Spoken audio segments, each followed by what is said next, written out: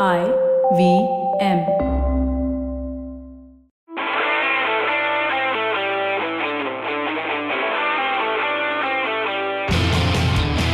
Hello and welcome to Football Twaddle. My name is Saru, and to represent Arsenal in red, we have our dear friend Tej Tambe. What's up, Tej? Hey man, what's up? And representing Manchester in red again is podcast regular Yash Sawant. Hello. All right, Yash, did you watch the North London derby? Yeah, of course I did. It was the big game of the weekend. So, got it. Was it? So, what did you think of the first half, Yash? Did you like the Rabona goal? What was going on there? Oh my God. I thought we should just record the podcast only on that goal. Yeah, it was an incredible goal, but unfortunately, the match didn't live up to the hype. I mean, we are so used to very goal heavy, exciting North London derbies, but I mean, this match wasn't that interesting. Yeah, are we used to goal heavy North London derbies anymore, or that's a thing of the past? I think since Mourinho has come over and there's no excitement in any kind of Premier League football nowadays. So let's just excuse that fact. And the North London Derby was like a proper example of, pathetic Mourinho gameplay. I see. So, if you had lost the North London derby 1-0 to only Eric Lamela Rabona, you think you would be talking about pathetic Mourinho gameplay or about how the revolution is tumbling?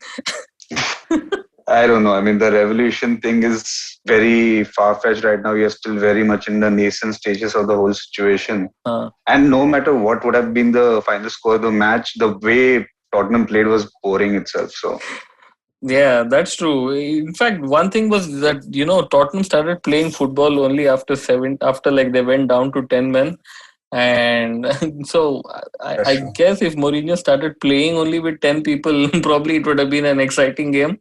definitely. But Saru, in general, I felt that Tottenham man-to-man had a better squad and team than Arsenal. So it Dude, was just suicidal for him to, stop attacking at that point. Mourinho has a problem which has manifested itself over the years is that I have to do everything in my power to stop the opponent team playing. Right. So if it means sacrificing everything and just like sticking man to man, he will do that as well, which is kind of annoying because as we saw with 10, like 11 man Arsenal can be beaten by 10 players. Right.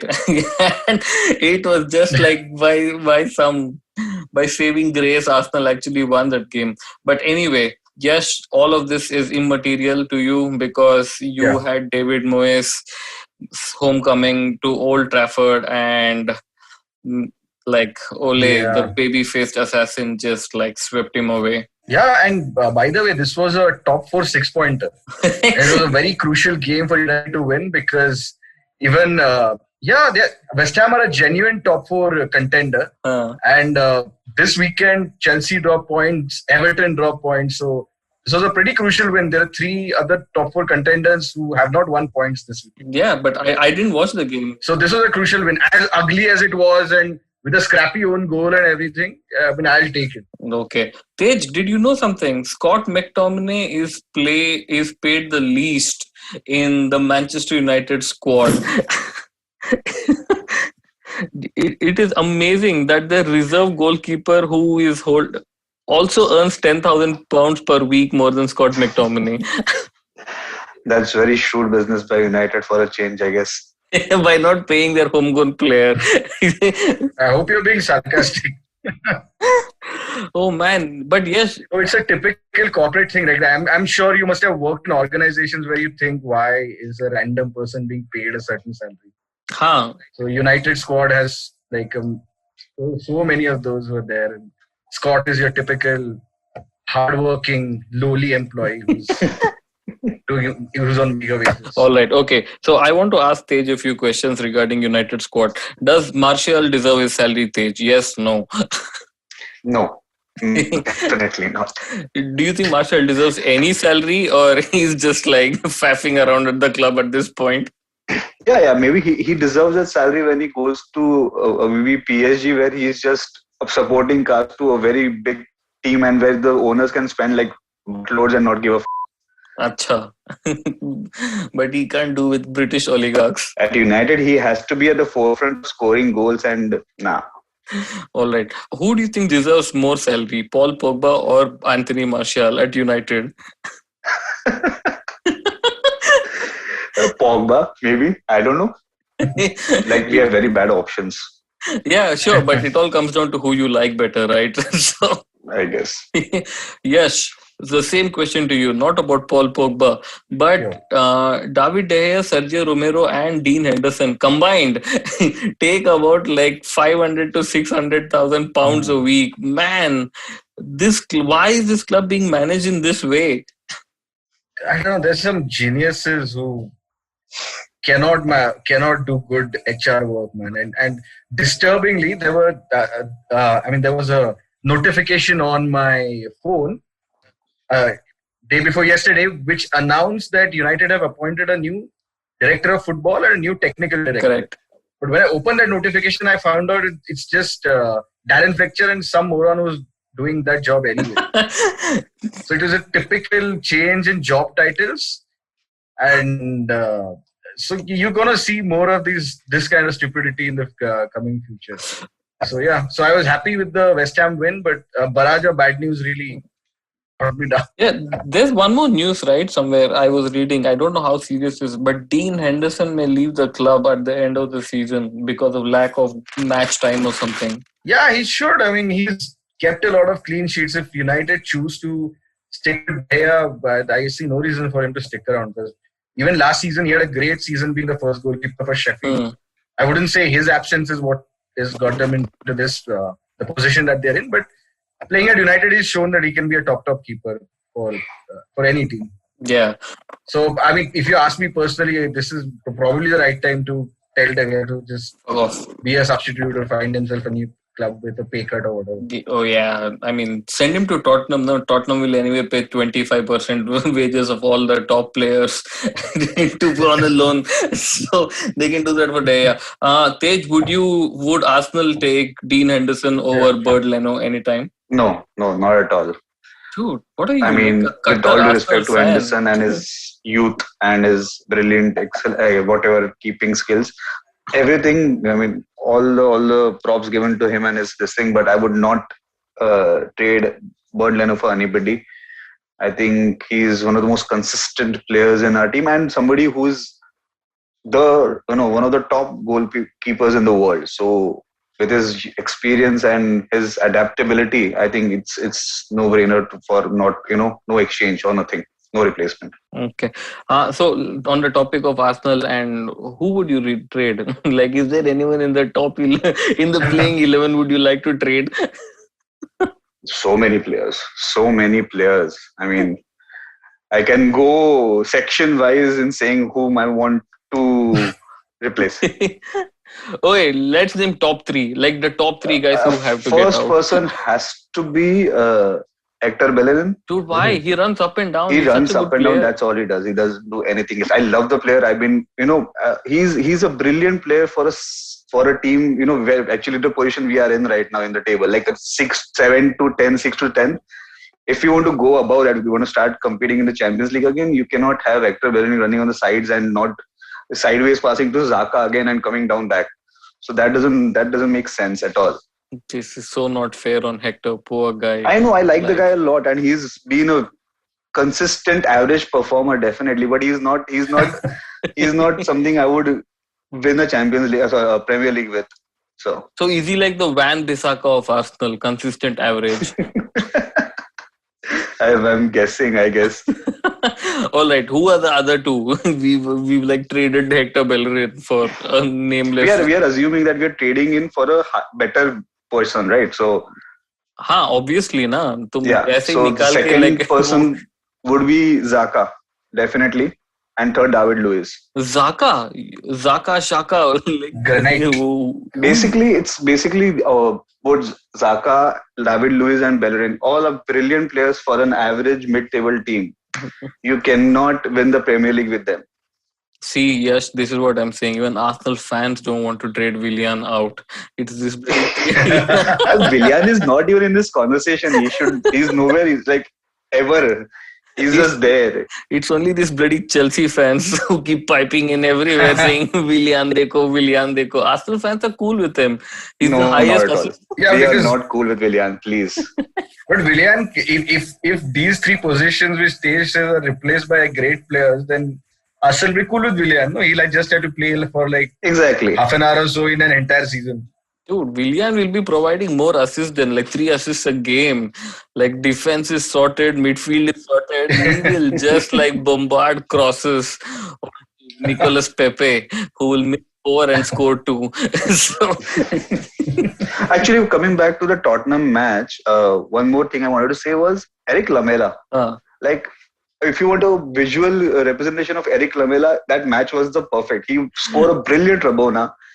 He'll pull out all his shittery and get sent off. That's like Lamela dude, in a sentence. this match was Max Lamela. Like, what was even better than Rabona was after him. I don't know who he elbowed, but after he elbowed the player and he got the second yellow, he was in shock. He's like, how can a yellow get a yellow? Like, what's and he has those eyes, his eyes are like really inside his skull somewhere. So he's just like looking like a ghost. And even Mourinho's like, dude, what the even I can't defend this. Off. Get out of this place. But man, I think people, he deserved 2 yellow cards much before that, right? It's like, absolutely. I completely agree with you. Man, so many fouls, so many bullshit tackles and all that, and still he was not getting booked. And the funniest part was Kane also not getting a yellow card for his tackle on Gabriel. But that's okay. Look, Kane was tackling Gabriel. I mean, like, both are shit players. Kane, come on. Because Kane is a cheat, and Gabriel because like he's genuinely bad. So he doesn't. You don't mind tackling. If David Luiz gets tackled, you won't make a hue and cry, right? Bro, if Gabriel is bad, then who's defending in Arsenal? David Luiz, he had such a great game against Spurs. Other than just standing and stunned when Lamela's Rabona went right past him. Other than that, David Luiz had a great game, giving fouls outside the box so that Kane can just hit the post but not the goal. It was crazy, man. But Eric Lamela is like, he's such a crook of a footballer. It's just amazing. Absolutely. Like, Martial should know. The one time Martial thought he'll play like 40 minutes in a game, he got sent off in 27. So he should know it so well. Anyway, we should take a break on Football Twaddle right now. And after that, Tej, I don't know if you know this, but we have a section called Player of the Week. And this is, you need to choose a player who you thought, like in the entire world of football, has been Player of the Week. Right? So we will do that once we come back after the break. Hello, everybody. Welcome to another great week on the IVM Podcast Network. If you aren't following us on social media, please do. We're IVM Podcast on Twitter, Facebook, and Instagram. Would like to thank our sponsors on the network this week. Siet, thank you so much for sticking with us. On the Paisa Vaisa podcast, Anupam was joined by Sujata Alawat, who spoke about women's credit behavior and about improving credit scores for better financial health. Gauri Devi Dayal was joined by Barkha Dutt on This Round Is On Me. She shared her thoughts on present-day media and journalism and some of her experiences from the days of her reporting. On The Habit Coach, Ashton talked about how meditation is like getting engrossed and absorbed into an activity where you are free of other thoughts and focus on just one thing. On Agra Station Adulthood, Ritasha and Ayushi were joined by Supriya and Priyanka Joshi for an honest and heartfelt conversation about life as a woman in the 2020s. On the Filter Coffee podcast this week, Karthik invited Bala Srinivas, who has been an active mentor in the startup scene in India, and they discussed its various aspects from funding to government support. Our traveling professor Cesar talks about this academic document called Statement of Purpose and helps us understand its concept and shares and some tips on how to draft it well. And with that, let me get you back to your show. All right, welcome back to Football Twaddle. I have my dear friends Tej and Yash with me. Yash, while Tej is thinking friends. Yeah, why are we not friends now? That was so rude, dude. All right, Yash, Player of the Week. Who is your Player of the Week? I mean, it's a pretty hard choice, but I'm gonna say Martin Odegaard for simply doing something relevant in football. What? Such a Yeah, dude. Like for 5 years, I've been hearing this name, right? Listening to people talk about Odegaard. Is not done much, but now he finally does something. Like he puts his name in. somewhere up Wait, there in Tej, football. correct me if in the I'm world. wrong. Is this the same Odegaard chap whom Real Madrid bought at the age of 16 to be the next superstar in world football? It's the same guy, right? Yes. He just needed Arteta to unlock him. Oh God! Arteta is the chabiwala. So Martin Odegaard for existing and just like getting his name on something. I'd score a goal in the NLT. Yeah. Oh yeah, he's an Arsenal legend already. All right, Tej, who would your player of the week be? I concur with Yash, but not the reason. I think, Odegaard is a good, he's a good chap. He's maybe not first team Real Madrid material, but He's a good chap. but in the last, he scored 2 goals in the last week. So, and pretty good goals. Crucial goals for us. And his work rate and his overall attitude has been brilliant. So I think I agree with Yash for Odegaard. Okay, but what happens if he scores like 8 more goals and Real Madrid are like, oh, abhi, ye to ab to unlock ho gaya. Let's take him back. Then what's going to happen? Yeah, it can happen, but what can you do? I know. Then he'll go to Madrid and fail again. And again he'll come back. Do you think he's like a replacement for Morata? Because as we had concluded in a previous podcast, that Morata is like a money laundering. Oh yeah. Dude, Morata. Now that he's out of the picture, maybe Odegaard can take his place. But loan deals are not money laundering. No, Morata actually is got clubs to spend 50-60 million each time. And he moved from biggest scam. But those are a couple of them. Morata has been insane, dude. He's been loaned to Juventus, then Juventus bought him, loaned him back to Real, then Real bought him, loaned him somewhere else. Not loaned him. Chelsea on the middle. At least when transfers happen, then Real sold him to Chelsea. Right? Yeah. He was supposed to come to United, but Mourinho said, nah, Lukaku mil raha, why will I take Morata? So that happened. Then he came to Chelsea. Then he was sold to Atletico Madrid. Right?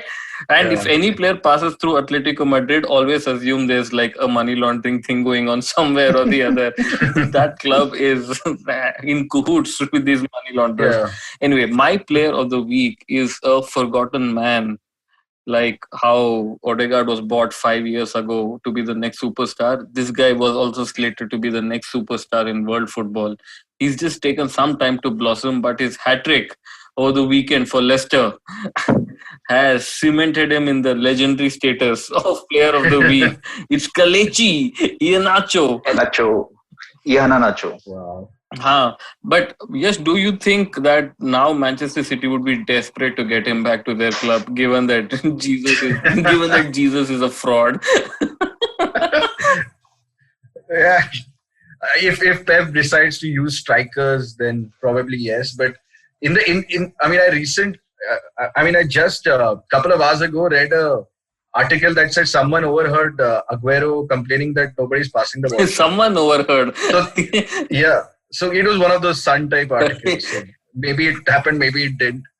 But yeah, I can totally believe that. So maybe now Man City and Pep Guardiola teams will not pass to the striker. So probably that place would be good for Iheanacho with his limited talent. Dude, that's crazy. Like, why is Aguero complaining? No one. Yeah, Tej, do you play FPL by the way? I start every season in the beginning 1 month and then Okay, why don't you decipher this Pep Guardiola quote for us? I mean, in the FPL world, he's known to be a Mahamother, right? Because he's come out with a quote saying that we are still in 4 competitions. So of course I need to rotate. I have not been rotating till now. So Yash and Tej, what does that even mean for FPL? God. I had Gundogan as captain. Now, finally, I guess we'll see Nathan Ake play because oh shit! He'll need to justify the money spent on him. No. Before people. Unke MIS mein there's no justification for money. No, not to the owners of the club, but to like the people who to United fans. Pep has to justify. All right, let's get to the games of this weekend. Actually, there is FA Cup, if I'm not wrong, this weekend, right? Yeah. So. Yeah. What is your game to watch out for the weekend, Yash? I'll be biased and say Manchester United versus Leicester City. Oh, I would have pegged this game as an easy win for United, but now that Leicester don't have a midweek fixture because they're out of the Europa League, and plus after this fixture is the international break. So I think Brendan will take this game seriously. Yeah, So but it's whenever I don't know, hasn't Brendan been losing to United and like off late quite a lot? It's not like he's won against United, right? Yeah, I mean, since he's appointed, I think he has one win or one draw. It's been bad, but the point is that with the fixture congestion and his injuries and all, I would have been pretty certain he would have just skipped this game. Would have played like a weekend side. But now that top four looks a little secure to him, and he doesn't have to play in the subsequent week because of the international break. And I don't think he has too many internationals in his team. So he would take this game seriously. And again, he's just 3 wins away from a trophy, which I think he needs. He needs a big trophy. Yeah, and given Ole's latest statements, trophy is really not a concern to like Solskjaer. So I mean, this is so similar to what Pochettino once said. I was like, he should have said something original at least. Yeah, imagine someone's trying to copy Poch. That's how bad the standards have gotten. Yeah, okay, Tej, I'm assuming you want a Leicester win. I don't give a. Actually, I don't care ever Leicester and United, but I would. It will be a good match, being Leicester, they will always. What are you like? What you're some football fanatic who doesn't really care if the team you hate the most and lose or win. तुम्हें बस good games देखना है. Is that what you're saying? No, the thing is, since Ole has come to United, they've become very mellow and very boring, to be very honest. I saw some game United. I saw a few games of United in the recent past, and I almost fell asleep. So it's like it's not the United which we grew up hating. It's just random wannabes. Oh, I see. Oh, then you must have hated United so much when Jose was their manager. It's like double the hate now.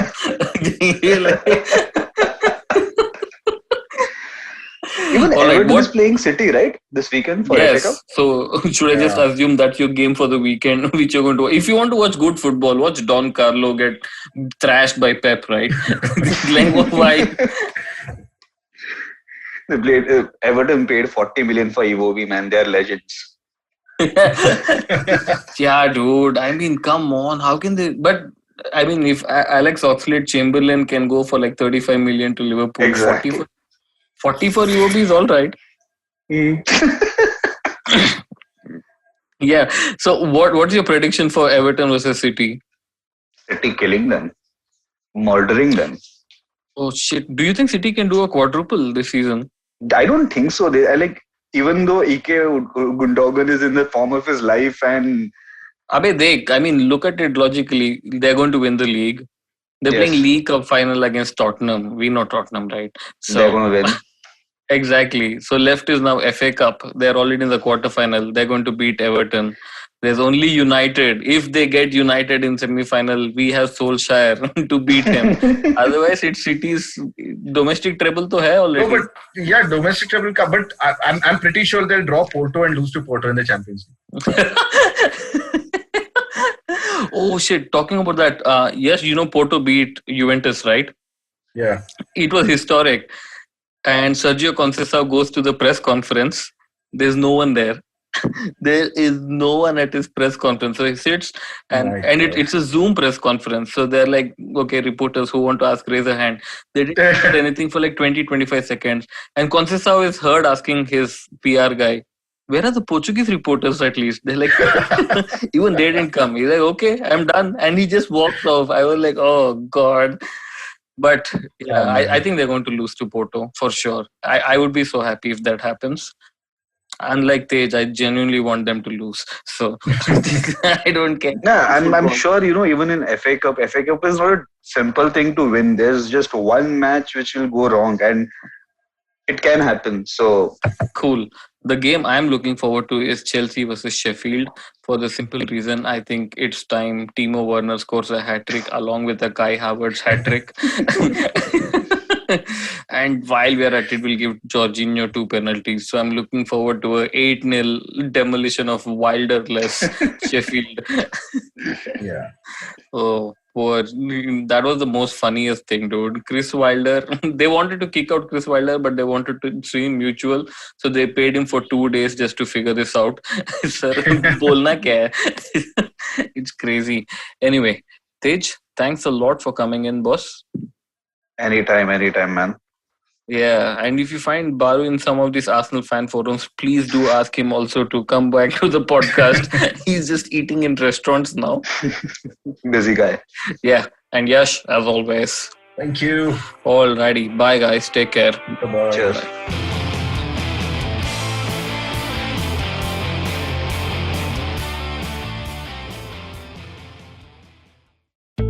Feeling overwhelmed, anxious, struggling with too many obstacles, don't know where your life is headed? Well, if you are dealing with one or all of these, tune into the Positively Unlimited podcast, because in each episode, I share a life lesson, a life hack, a pro tip that can help you get your life back on track. All episodes are available on the IBM website, IBM Podcast app, or wherever it is that you get your podcast from. Working Monday to Friday glued to your chair making you feel dull? Worry not. Get your 5-minute weekly dose of travel around the world with postcards from nowhere. Join me every Thursday as I explore the strange, obscure, and fascinating parts of the world and bring out facets of travel you may not have thought of before. You can find us on the IBM Podcast app, website, or wherever you get your podcast from.